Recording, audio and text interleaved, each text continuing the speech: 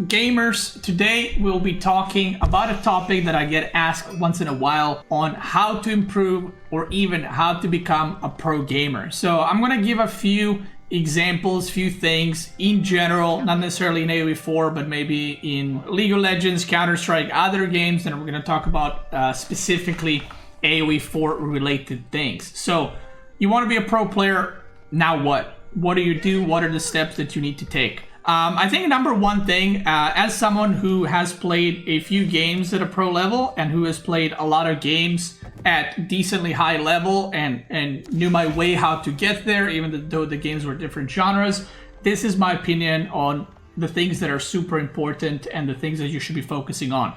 So number one thing is play the game for fun at first. Don't go from the scratch. I never played this game, but I'm going to become a pro in it. You're not going to become a pro in it if that is your attitude.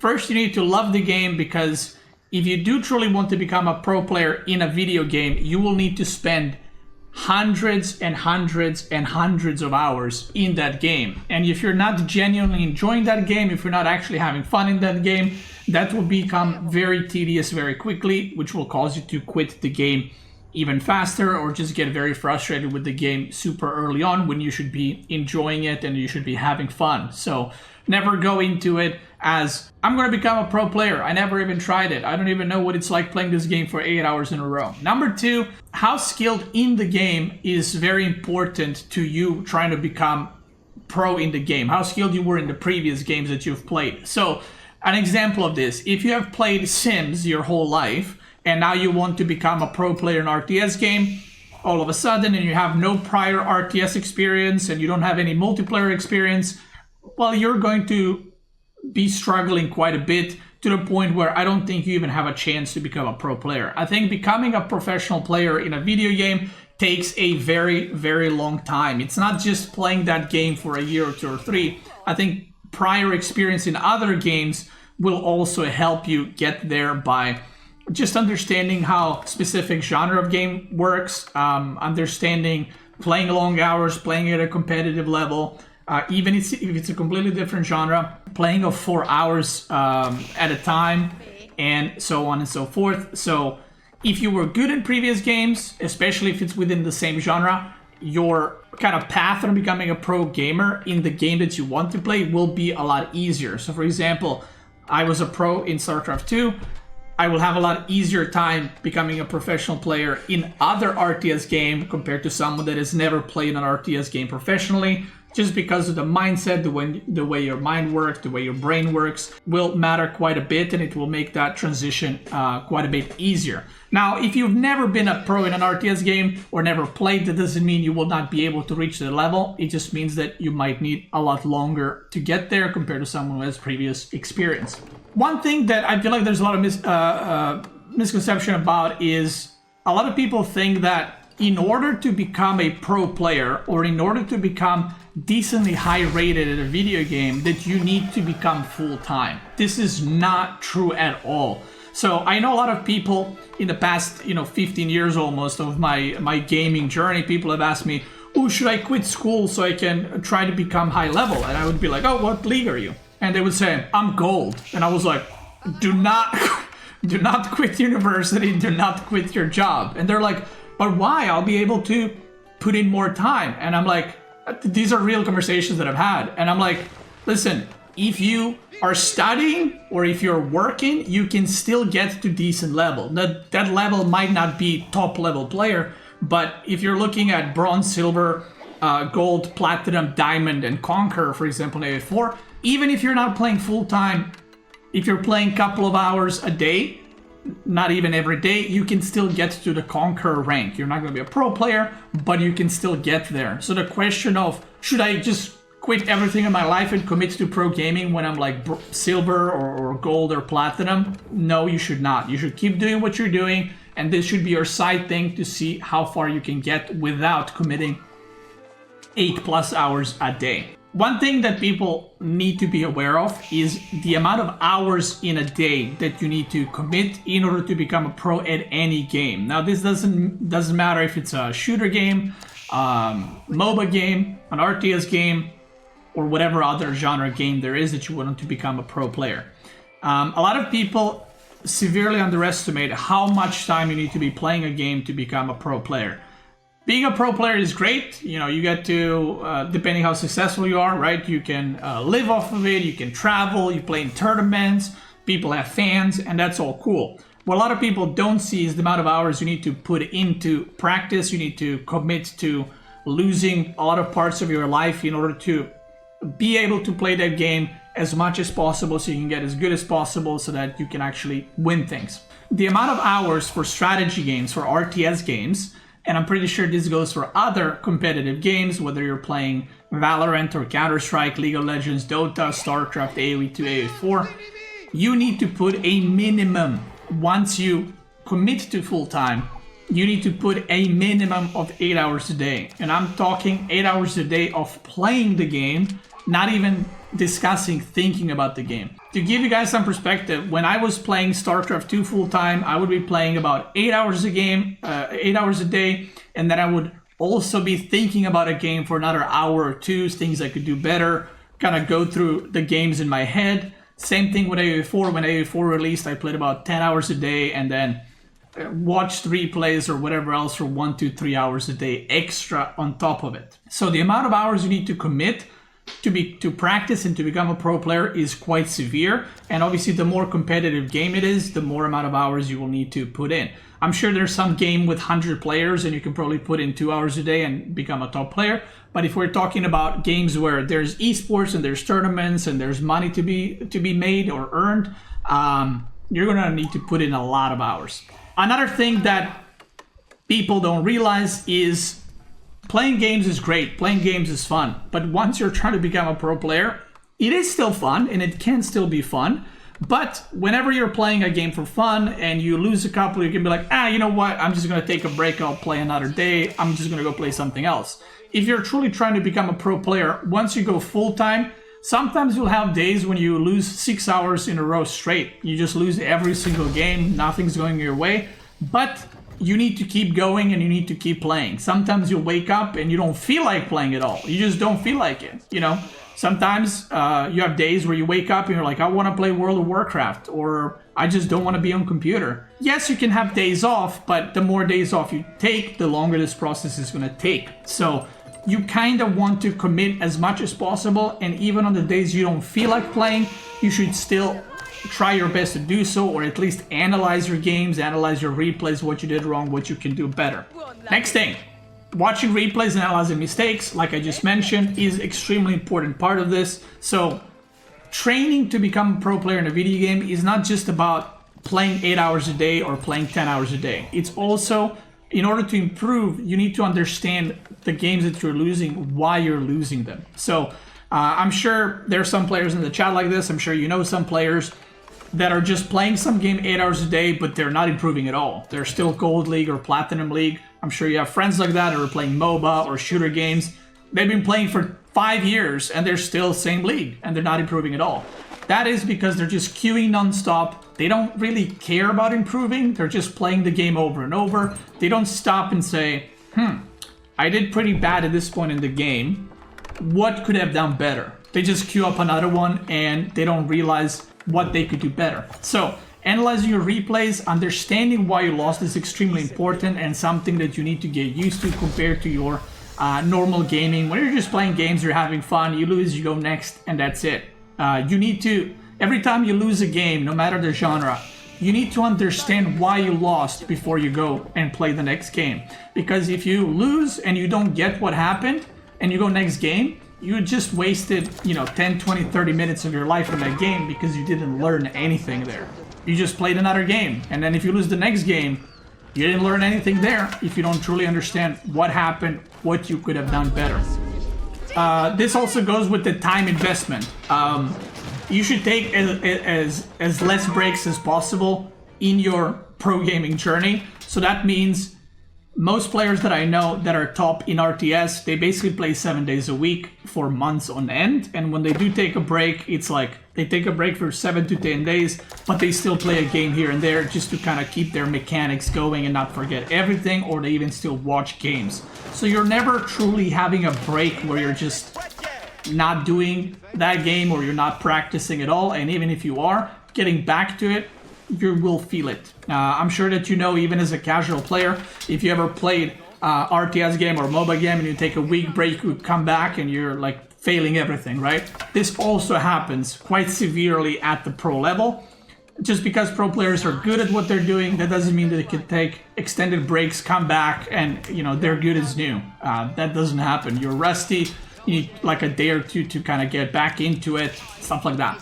So another reason why taking breaks is kind of bad if you want to become a pro player is whenever you are not playing, the other people are.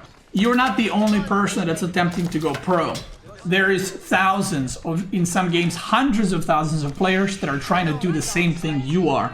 And if you're playing 5 hours a day, this is the best way to put it and the best way to kind of understand it. If you are practicing to be a pro player in any game and you're putting 5 hours a day, there's about 1,000 people that are putting 5.5 hours a day. There's about 5,000 extra that are putting 6 hours a day into it. There's about 20,000 more that are playing 8 hours a day. So your chances are going down quite a bit just because there's a lot of other players putting in a lot more effort than you are. Now, obviously, there are diminishing returns on this. So what do I mean by that? Well, some players actually thrive, but this is a very low amount of players. Most players, the more they play, the more they will improve. But there's a very low percentage of players that actually, once they go past amount, let's say 5 hours, they just start playing worse and they're just not learning anything. But muscle memory and just practicing continuously will also make it so that your focus lasts longer and you're able to play longer hours. So when you're starting out a game, you might play it 3 hours and then you're tired. But if you do that for 3 weeks, you'll be able to play 4 hours and then get tired. If you do that for another 2 months, you'll be able to play 5 hours without getting tired. So that is something you also build up and work towards too. If you want to become a pro player and the only thing you've done is playing 1 hour a day, you're not going to be able next day to play 8 hours a day for a month straight. Like, you will just be exhausted. So it's a kind of slow build up. Next thing is rank does not matter at all. When you're playing to improve in order to become a pro player eventually, the rank just does not matter. Don't pay attention to that. You shouldn't even look at like, oh, I need one game to advance to, I need one game to advance to Conquer, or I need one game to advance to Diamond. Because the reason you shouldn't pay any attention to this is your goal is not Diamond. Your goal is not Conquer. Your goal is not Conquer 2. Your goal is not to beat this one guy who you know from a stream. Your goal is much higher than that. So by setting these small goals, you're going to have a lot of ups and downs where, oh, I want to get conquered, and you lose, and you're like, oh, I lost, and you're unhappy. You should feel obviously happy and satisfied for reaching certain goals, but ultimately that is not your focus. Your focus should always be to improve and what you can do better. So whenever you lose a game, if you know and understand that one thing you could do better, you say, okay, in here I could have done this instead of that. Next time I'm going to do that. That's already an improvement. And that is your slow path to improving and to getting better and better. Again, the worst thing you can do is lose a game and be like, I don't know what happened, let's just play the next one. Make sure to know what's up. Make sure to know why you lost and what happened. And you're going to be on the right track. Now, one thing that I see nobody really talking about this, and whenever I had online or IRL conversations about becoming a pro player, one thing that I never see is you need a timeline, okay? So what I mean by that is you need to set a specific amount of time in your life to become good at a game, and after that you need to make a decision. You're either going to go back to your studies, you're going to double down, or you're going to go back to work, depending, if you're studying, if you're in school, or if you're working. Why is this? Because as much as fun the games are, depending at what point in your life you are, like if you're 30 years old, let's say, and you're like, I'm going to become a pro player, I think you should go for it if you truly want that, and that's the thing that kind of drives you and you have passion for it, go for it. But you have to be, okay, I'm at a decent level, I'm gonna put a year off my work or off my studies, whatever. I'm gonna try my best to become a pro player, and if I don't see significant improvement, the dream is over. I'm going to move on, and I'm going to move on with my life. Because if you don't do that, you might be stuck in that forever, and at some point you're just wasting your time where you could be doing better things in your life. And I know this might not be something that people want to hear, but I truly believe this, and this is advice I gave to a lot of people, that they need to be very realistic about how fast they're improving, how well they're doing, and what are their chances of getting to the final goal, which is to become a pro player are. Now, obviously, this is more so for if you're older, if you're 18 years old and you're like, I'm going to be a pro player, you can even commit a few years to it, right? Because you're a lot younger, there's a whole life ahead of you, and you have a lot more time to literally play with, right? But if you're past a certain age, depending what age you value these things at, some people, for some people it's over 30, for some people it's over 25, that's up to you. But I think that you need to be realistic about it, and you need to make some adult decisions in order to kind of move on with your life, especially, you know, if you're like, let's say 28 and you have a girlfriend or you have a boyfriend and you're like, I'm going to become a pro player. That's okay. But if you don't do it within a year or within 2 years, you need to make money, you know, for food, for your clothes, for the bills, and you can't just be forever kind of in that world where I'm going to be a pro player one day, because that is not guaranteed. And to be fair, if you commit full time for a year or two and you don't see any significant improvement, most likely it will not happen at that point, unless, like I said, if you're like 14 and you're trying to become a pro player, there's years for you to improve, and obviously you have a lot more time, which is why it's easier to become a pro player when you're younger than when you're older. So yeah, now let's talk about more specific stuff in terms of AoE 4. So this was more general stuff for pretty much any game. Now we're going to talk about AoE 4 things specifically. So how do you become a pro player at AoE 4? Going back to what I said previously, you don't need to play full time to be Conqueror in AoE 4, okay? If you think that is the reason you're not Conqueror, that is just not true. You can become Conqueror with playing the game few hours a day, not really committing even to it every day, as long as you're trying to improve and as long as you are understanding why you're losing. Now, I will say, not everyone is able to become a pro player, even though it's just a video game. Just like not anyone can become an NBA player, not anyone can become a football player, not anyone can become a pro player in whatever video game you're playing, because if that was the case, we would have thousands and thousands and thousands of pro players. But obviously, players at the top are a lot better than players that are, you know, under them, even though skill-wise they might be close, they're not really. In AoE 4 terms, you want to start with one civilization. So, don't try to play 10 civilizations if you're gold, if you're platinum, if you're diamond. Your first goal should be play the civilization that you like, make sure you actually like the game, and stick with one civilization. You should be able to get Conqueror with no matter which civilization you're playing, no matter what the balance in the game is, you should be able to get Conqueror with one civilization. Now, why are you doing this? Because the first thing you need to learn in a game, this goes for every game, but in AoE 4 as well specifically, you need to understand how the game works. And when I say how the game works, if you're playing AoE 4, playing one civilization, you will not know how to play every civ. What you will know is how the micro works, which units counter which units, how to use your hotkeys, what is a build order, what is a strategy, what is a tactic. All these things you can learn by just playing one civilization. If you're playing multiple civilizations at that point in that learning part of the game, you're just making it harder for yourself, and you're adding unnecessary amount of information to your brain instead of learning the very basics. So, I mean, from making units, how to micro properly, how to macro properly, how to micro your archers against spearmen, how to micro your spearmen against cavalry, how to micro your cavalry, how to micro your siege. Which upgrades to get, what are the upgrades good for, when you should be getting upgrades. All of those things, not at the pro level, but you will still be able to understand all these things at a decent level. And these are the most important things. These are your your core things that you need to understand. And if you don't understand these things, you will 100% not be able to do multiple civs and do well on them at the same time, because this will apply to all the civilizations you're playing. In a lot of ways, I would say this thing that I just mentioned is about 60 to 70% of the game in AoE4.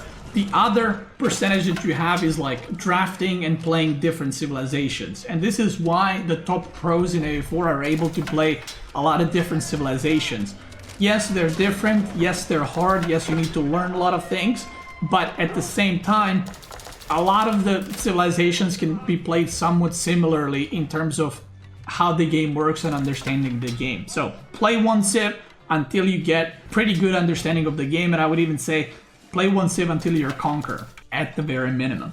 So once you get to conquer 1, 2, or 3, I think between conquer 1 and 3, it's a very low amount of points. It's like maybe 8 wins in a row or something. Now you have your base that you can expand from. So once you do that, you need to start understanding the other civilizations, and you need to pick to add a few more civilizations to kind of your pool of civs that you play. So if you, let's say you get conquered 2 and you play just one civ, don't go and be like, I'm gonna play 8 civs. Just add one more civ and then play that civ for a week or 2. Truly try to understand. Now you know the basics, you know the mechanics, you know the micro, you know the macro and micro.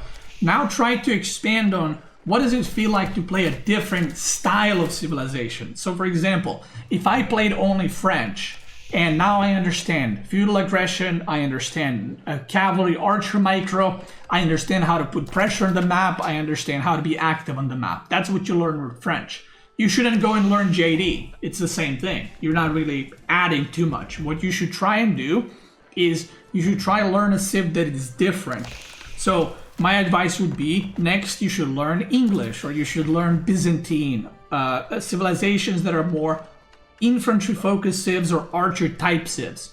So don't play Byzantine and make cavalry. Try to play Byzantine, but play them with Le Métanet longbow to understand that kind of style, where you're the one being put under pressure. So you're going to learn more defensive style. You're going to learn how to defend against cavalry. You will learn how to transition into farms and food safely without dying.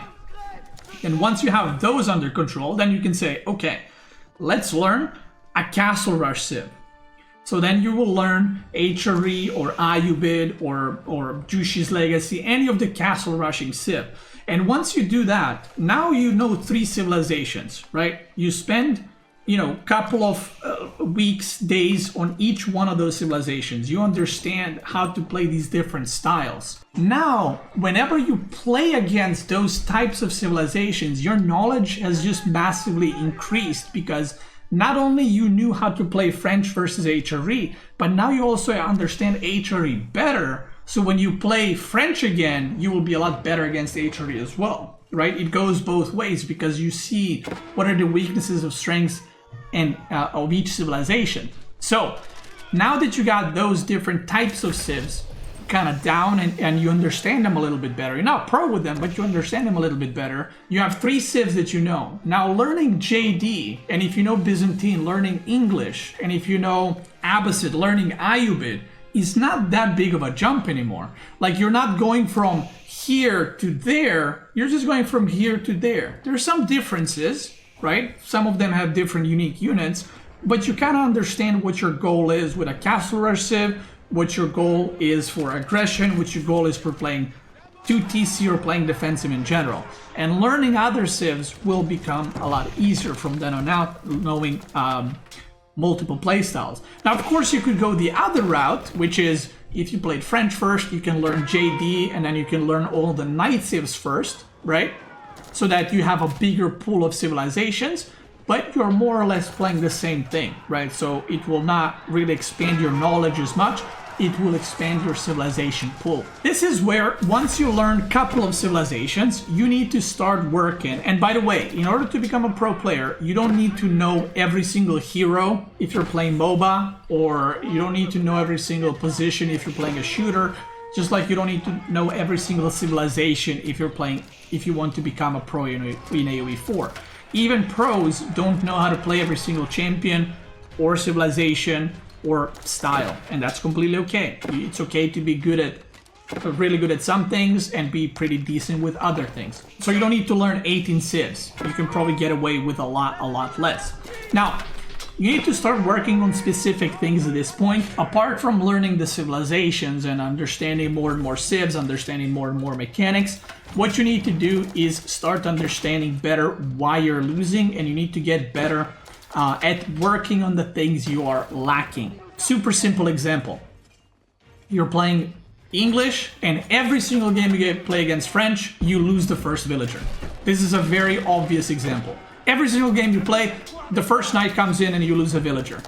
That is a very obvious thing you need to fix. You need to do better, because you cannot just lose a villager every single game, right? That is a very silly example, but no matter what that is, let's say you get in a good spot, but then you lose the big fights. You need to work on that. Just queuing more games and losing more big fights will not help you improve. You need to be like, okay, what did I do wrong? Open up a replay. What did your opponent do better? Oh, he used a line formation. He microed the archers more.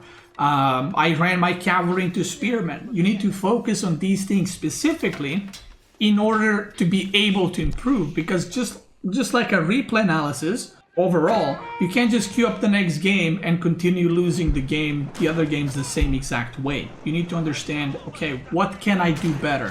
What was my mistake? Okay, I was ahead this whole game and then I lost it. Why did I lose it? What could I do next time to prevent that? Whether this can be, by the way, this can be macro. This can be you floating a lot of resources, not being able to spend them, not having enough production buildings, butchering the fights, aka mismicroing in fights and losing the fights even though you were ahead. This can be decision making, right? Maybe you got in a good spot, but then you didn't know what to do, right? You got in a good spot and you're just standing there, and your opponent came back into the game because you were inactive, basically. And the easiest way to improve this, apart from watching the replays, is watching the top pros and what they do in those situations, right?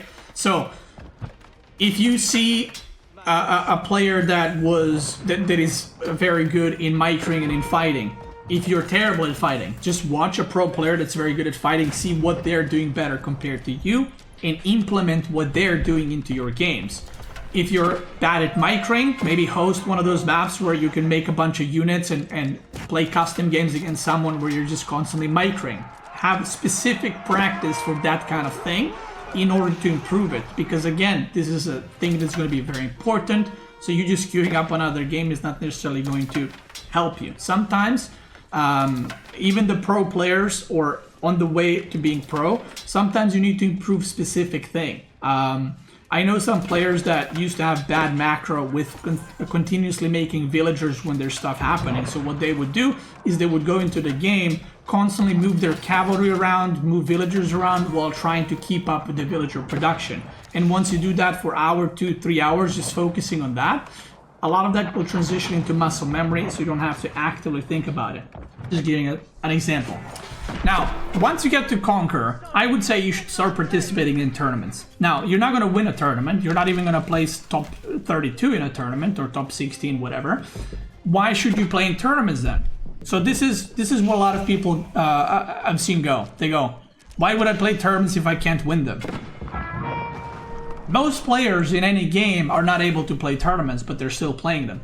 Playing tournaments is not, at this point, for you to win a tournament. You have zero chance of winning the tournament. You have zero chance of doing well. The reason you want to play tournament is it's very good practice. You're playing against players who are playing tournament strategies, and this goes for any type of game, whether it's MOBA, shooter, strategy game. They're playing tournament strategies. They're playing focus builds where they want to win. They're playing good builds. They're playing optimized strategies, and you can learn a lot from this. From the gameplay, you can learn a lot from playing under the pressure. Suddenly you're not playing a ladder game that doesn't matter. Suddenly you're in a tournament, and if you lose that game, you're out, right? You need to have that kind of ingrained into your brain, and you need to be okay with it. You need to be okay with losing. And one of the best ways to be okay with losing is, well, losing.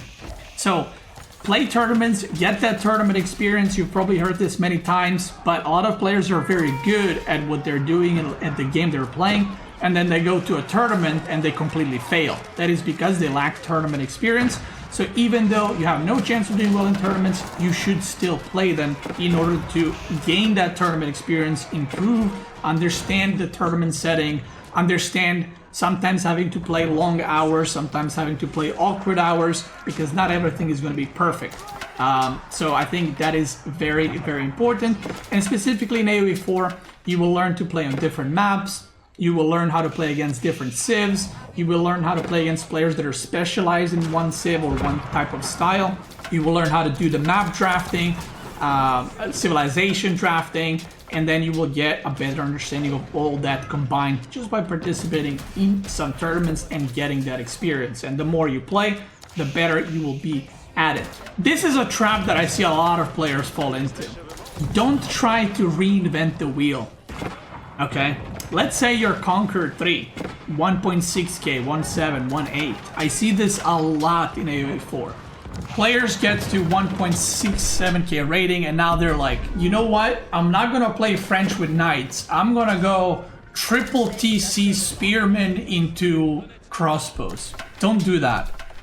You are not at this point, right? You're not better than other players. The chances of you having better understanding of something than the top pros who've been playing for a while is close to zero. What you should focus on is not trying out strategies. You should not focus on that at all. You're wasting time. What you should be focusing on is trying to improve the core base things in the game. Your mechanics, your builds, learning civilizations.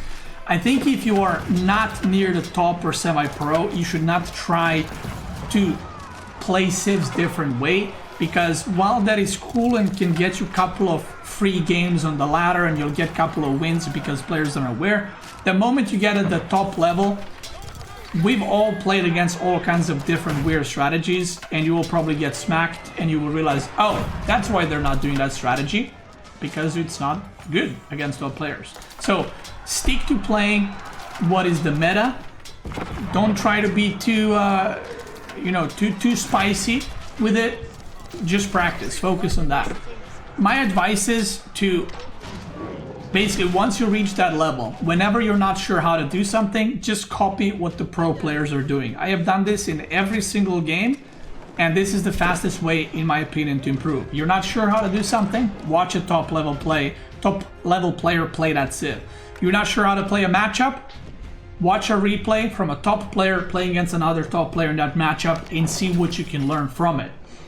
The best thing to do is copy that, and along the way, and this is a very slow process. You're not going to do this in 2 months. This is a very long process and very slow process. Over time, by doing this, you will say, okay, I understand how to defend that, but I don't like that he did this at this point. I like this better, right? So along the way, while you're taking a thing from a player A, player B, player C, player D, player E for that civilization, your style will carve out somewhere in the middle where you're gonna take a thing from him, take a thing from him, take a thing from him, and suddenly you're playing that style, that civilization your own way. Don't sit there and be like, I'm gonna play a strategy that no one's done before with this landmark. It's a waste of time. It's not gonna go well. Okay, that's my advice to you. Next thing, being top at the ladder in any game does not mean you're a good player. Now, I know this might be harsh, and this is maybe not what some people want to hear, but you being a top 20 player on the ladder, top 10 player on the ladder, doesn't matter if you're playing League of Legends or CSGO or AoE 4 StarCraft 2, it doesn't mean much. What it does mean is that you have potential. You clearly have played against top players, you have potential to beat them, but playing in a tournament setting is completely different. And this is another thing that I see a lot of, another trap that a lot of players fall into. They never won a tournament, but they go, I'm top 10 on the ladder, dude. I'm one of the best players. One of the best ladder players? Sure. One of the best players in the game? Not really. Because you're very far away from that. So, being good on the ladder means that you have the mechanics, means that you have the potential to grow that into playing in tournaments, But there's a lot of players, specifically in MOBA games, that are very high on ladder, but they're actually terrible players in tournaments and terrible players to play with their teammates. Technically, yeah, they are good in League of Legends, but they're not good enough to be pro players, even though they're extremely high on the ladder. And this is the same thing in AoE4 or other RTS games. I would say once you reach top 20 on the ladder, top 15, 20, 30 on the ladder, you should really focus on custom games. One thing you guys have to understand, if you're trying to become a pro player, like we're not talking in this video about just improving in the game, we're talking about becoming a pro player. If your goal is to become a pro player, being high ranked on the ladder is the easiest thing in this process. In the process of custom games, tournaments, long practices, beating top players, being high on the ladder is the easiest thing to do. That is not a hard thing to do. It's a hard thing to do if you put it in a general perspective of like all the players. It's very hard to get top 20 on the ladder. But in terms of I want to be a pro player, that is like the bare minimum. I mean, if you can't do that, you're not going to be a pro player because you're not even close to that level mechanically. So once you get to top 10, 20, 30, whatever on the ladder, maybe even top 50, you should start playing custom games and you should focus more on your weaknesses. So instead of playing a water map, maybe you don't want to play water map, just find someone that's similar rank to you and play custom games and be like, hey, I want to play French versus whatever, HRE, I really struggle in that matchup. Do you want to play 5 games against me? And then you do some focus practice when you're practicing a specific thing.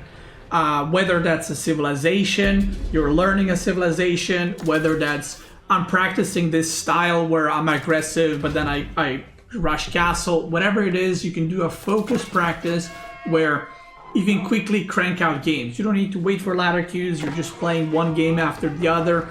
You're trying to gather as much information, as much intel as possible, and your practice partner is hopefully doing the same.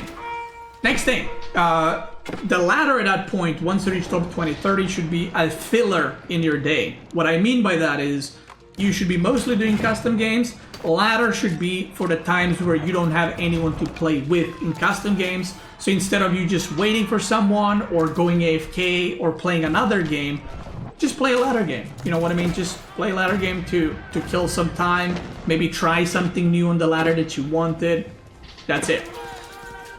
Next, learn how to properly do replay reviews. Now, earlier we were talking about more general things like, oh, at this point I lost villagers. I shouldn't lose villagers. That's a very basic things. Now you're going to be a lot higher rated and you need to truly understand the very small intricacies at what point the game shifted the opponent's way. And sometimes the game doesn't have any villagers lost. The game doesn't have any units lost, but you're behind. And you need to understand why that happened, and this is where you can ask higher level players what happened.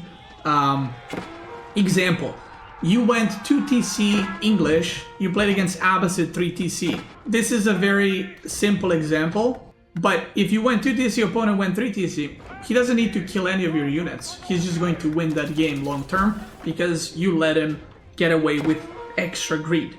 So now this comes down to very small things, whether it's army movement. I could have raided at this point.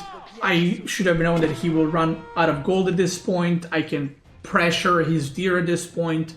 If I do this, he can't do that, and so on and so forth. Because once again, just like your skill in the game needs to improve, your understanding of why you lost needs to improve as well. You can't just be like, I lost 10 villagers, that's bad. You need to understand sometimes when nothing happened, why did you lose that? What could you have done better? Next thing, don't try to look at balance at all. Now this is a very hard thing to do, no matter which game you play. And I'm sure everybody knows this if you're playing in Gold League or Platinum or Diamond or Pro level. It is very hard sometimes to not complain about balance and say, I lost because that set is broken, or that unit is broken, or that champion is broken. Once you fall into this trap, you will start developing a very negative kind of circle of mold where every time you lose, it's obviously not your fault, it's your teammates' fault. It's obviously not your fault that thing is OP. And the moment you fall into that trap, it's going to be very, very hard to get out of. It's like entering a washing machine as a piece of clothing, and you just can't get out. It's just constantly spinning and you just can't get out. It's running all the time. You're stuck in it. And now your brain just found a very interesting thing. Suddenly, it's not your fault. It's the game's fault. And it feels better because now when you lose, it doesn't feel bad that you played bad. Clearly you played amazing, but you lost because that thing is overpowered. And once you get into that, like I said, it's very hard to get out of, and your brain will automatically just excuse a lot of your misplays, and it will judge your ability to see why you actually lost. You will just go to, well, it's broken, that's why I lost. You're not even going to check the replay, even though there was probably many things you can do better. What you will end up doing is just repeating the same mistakes, okay? Because suddenly you're not being critical about what you're doing wrong. You're focused on something else, and all the errors you're making are being missed, and you are wasting time once again. So this is a very hard thing to do. Even the top pros complain about balance and get in those moments, but you gotta try to get away from it as fast as possible. Your question when you lose a game should be, what could I have done better? You get destroyed. What could I have done better? You get out macroed. What could I have done better? You lose to OP units. Okay, they're OP, but what could I do better? You lose to a cheese. Okay, what can I do to prevent that to never happen again? That should be your way of thinking. When I lose to a weird build or a weird strategy or a cheese, my goal is to never lose to that thing again, because losing to cheese obviously doesn't feel good, right? Because it's like a cheap strategy, right? So I always go, okay, I'm never going to lose to this again. Whenever I see this, I need to make sure to scout for that. Otherwise, I'm going to lose to this again, which is ridiculous because it's not a good strategy. I just didn't scout properly, right? And last but not least, understand that at the end of the day, you might not be good enough to become a pro player. And again, this is a thing that a lot of people don't want to hear, but just like not everyone can become, a rocket scientist, not everyone can become an NBA player, not everyone can become a pro football player, not everyone can become a pro player in video gaming. Doesn't matter what game you're playing, because like I said, you're not only fighting against yourself, you're not only fighting against hours and hours and hours of practice, you're fighting against tens of thousands of people that are doing the same thing you are. And some of them might be improving 2% faster than you. But over a period of a year or two, that is a massive difference in skill level. Some players are putting in more time, okay? Some people are understanding what you're missing a lot more. And that's why I think it's very important to, if you're on this journey, to also have other people who are trying to do the same thing, so you can understand their struggles, you can understand perhaps the game better. Sometimes it's good to have another set of eyes to see what you could be doing wrong. You might be missing something and you're just not seeing it because maybe you just never thought of it. Maybe you're biased, right? Maybe you're like, this matchup sucks.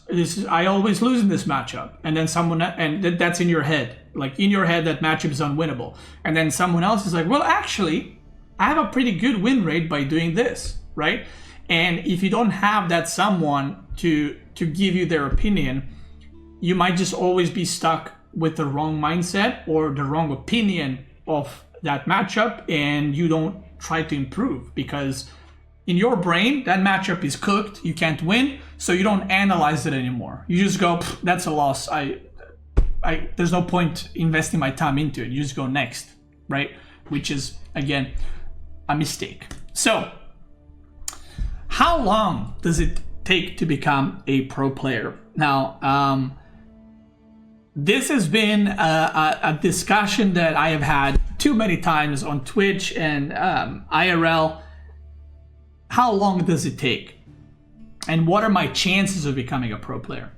If you want to become a pro player in any game to earn money, I would tell you, keep your job and stay in school, because the chances of you becoming a pro player are very low. Very, very low. Not because you're bad, but because there's only a certain amount of people that can live off of video games. For example, right now in Age of Empires 4, we have a lot of tournaments throughout the year. I think this year we'll have like 7, 8, 9 tournaments that are over $25,000 prize pool. We also have smaller tournaments, so there's a couple of hundreds of thousands of dollars in prize pool this year. And if you would guess how many players can live off of this, aka this is what they're doing full time, just from tournaments, I would say maybe 4 players, which is very low, I know. Now, what I would suggest, if you are trying to become a pro player, don't put all your eggs in one basket. Try to do some streaming, maybe do some content creation, or at least if it's not working out, try to diversify a little bit, okay? Maybe your dreams get crushed and you can't be a pro player, but that doesn't mean you cannot make a living off of a game or that you cannot sustain yourself by coaching other people, by casting, by making YouTube content, by doing Twitch content, right? There's always a way to diversify potentially and try different avenues. It doesn't have to be all in pro gaming or nothing. If you truly love games, maybe you can become a pro player, but you can try something else. So, how long does it take? Well, a lot of people think that if another pro player, let's say from CSGO to Valorant right now, or from Dota to League of Legends, or from StarCraft to AoE 4 or AoE 2 to AoE 4, it would take about 3 months to become a pro. A lot of people think that. Like I've heard a lot of the numbers were 2 to 3 months, which is absolutely insane and completely wrong. I would say in order to, if you've never played an RTS game, that game that you're trying to be pro at, and you're trying to be a pro player, and let's say you're a top StarCraft 2 player, it would take you a minimum to, let's say, have a chance to place top 8 in a tournament. I would say probably 9 months to a year of playing 8 hours a day plus, okay? That is the timeline you're looking at. Now, when I was telling this to people a couple of months ago, they called me crazy. One of the StarCraft 2 players switched over recently. Some of you may know him, some of you may not. I'm not trying to use this as an example to bash him. Just want to give you guys an example of a real situation. Elaser has switched a couple of months ago to AoE 4. He has played it 2.5 months, okay? And in 2.5 months, people were saying that because Elaser was one of the best pros in StarCraft 2, he would take about a month or 2 to start playing in tournaments and doing well, which I laughed.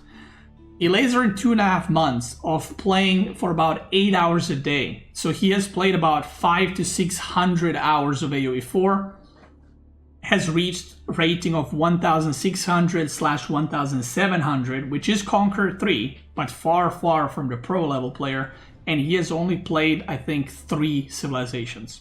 I don't know if you can even put 4th in there, but let's say 4 Civilisations out of 18.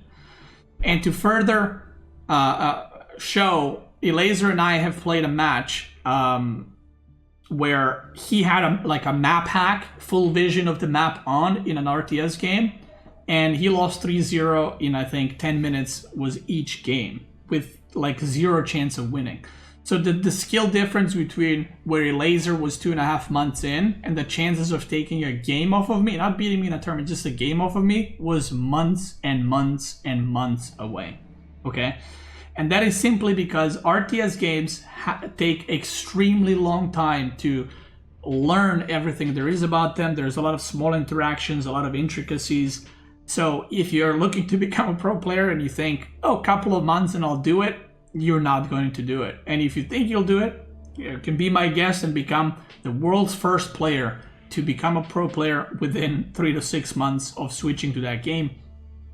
Unless the game is new, right? If the game comes out tomorrow, you could be a pro player in that game in a month, technically, because everyone's new. But a well-established game, it will take a very long time. And I want to make sure people understand this. We're talking about top RTS players switching over to AoE 4. To have a chance to place top 8 would take them 9 to 12 months.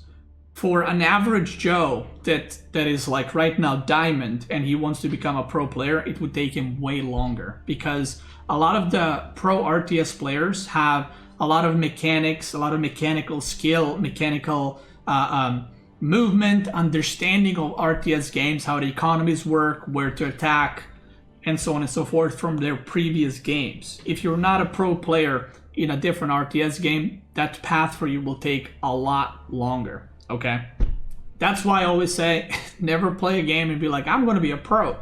Play a game, and if you like it, just keep playing it, and you don't need to quit your job. You don't need to quit your studies in order to be good. For those that don't know, my journey in StarCraft 2 started by I was in school. I was in high school playing Brood War just before StarCraft 2 came out.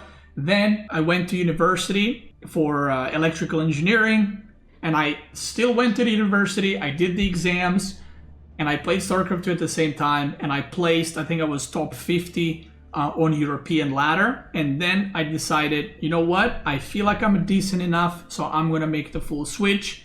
I'm going to YOLO. I quit university, and obviously it worked out for me because I went full-time, I committed to it, and here we are today. But I would say if you are considering quitting things to go full-time in a video game, until you're top 30, 40, 50 on the ladder, don't even consider it.